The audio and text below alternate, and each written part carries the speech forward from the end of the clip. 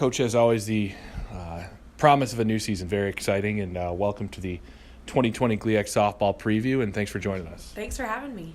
Obviously, a different squad going to take the field for you guys this year, and maybe tell us a little bit about the changes made in the offseason to this year's team. Yeah, sure. We of our 22 ladies, 10 of them are newcomers this year. We do have a pretty decent-sized group of returning starters, which is really exciting, but definitely a brand-new makeup for our team this year. What do you see some of the strengths of your team being going into this tough GLIAC schedule? We've got some seniority on the pitching staff. We've got 3 seniors out there as well as a couple sophomores who are now veterans.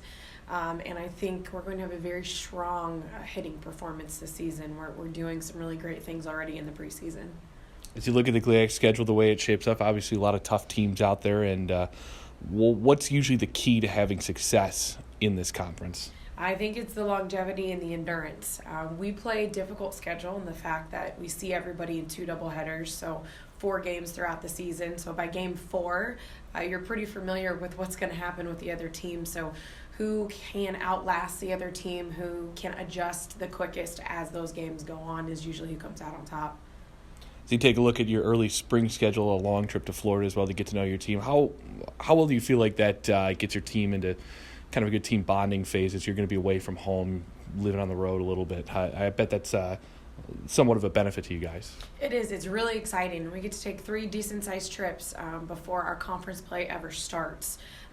Over a third of our season is done before we come back to the state of Michigan. So we get some bus rides together. We get to travel, via plane down to Florida, being in hotel rooms and condos and things like that together for those 3 trips, really gives the girls a lot of time to be together with not a lot of outside distractions that sometimes happen when you're back on campus. And what are some of the things in the off season that you tried to hammer home with the returning group as to things that you guys want to improve going forward here? I know in the 3rd year of your tenure here. Yeah, no, it's just continuing to take those steps forward. We made some really huge strides last year, and the thing with the returners is you did great things. Now let's keep building. Let's continue our success and taking us up to the next level. Same thing with the new kids. They've seen what we've done in the past, so now let's build on that.